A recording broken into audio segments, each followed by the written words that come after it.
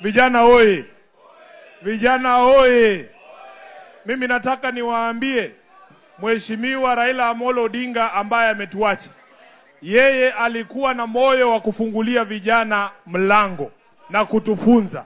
Mimi nikichaguliwa katibu wenu mkuu mwaka wa 2018, nilikuwa na miaka 35. I was 35 years old, within the meaning of a young person in this country.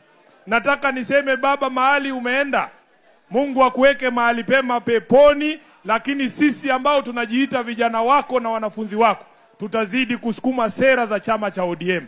Vile dada yangu Winnie amesema hapa, lazima tukumbuke hizi rangi tukivaa, hizi rangi zina maana fulani. Watu wakiona ODM wanafikiria nini? Sisi ndio chama cha kupigania haki, sisi ndio chama cha kusimamia ukweli, sisi ndio chama cha wananchi, na hatuwezi kubanduka katika hizo nafasi tatu. Mtu asikudanganye bwana. Mimi kama sifu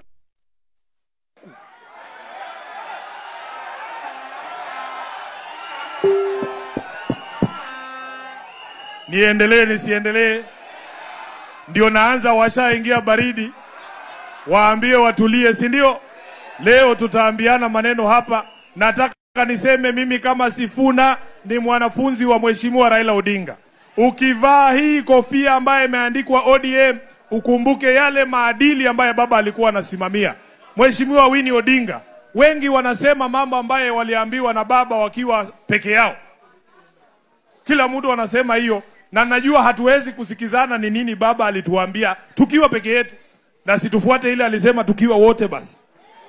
Situfuate ile alisema tukiwa wote basi. Baba alituambia tukiwa wote ya kwamba we must keep the identity of this party called ODM as a separate entity from any other. Unapovaa hizi kofia, ukumbuke miaka 20 ambayo imepita, ni watu wangapi wameuawa kwa sababu ya kusimama na baba na kusimama na haki. Ni watu wangapi wamejeruhiwa. Hata siku ya mazishi ya Mheshimiwa Raila Odinga, watu walipigwa risasi pale Nairobi na kuuawa. Kufikia leo ninavyozungumza, hakuna mtu katika serikali kuu ambaye amezungumza na hizi familia. Mimi nawaambia hiyo si haki, na sisi kama wana ODM hatuwezi kunyamaza wakati ambapo maovu yanatendeka. Nataka niwaambie mimi niko ngangari.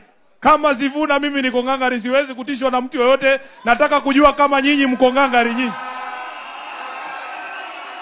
Nataka kujua kama nyinyi mko ngangari nyinyi, ama nyinyi ni watu wa kuingia baridi. Hawa viongozi hawa tulikuwa nao wakati huyu Drogba wa Embakasi South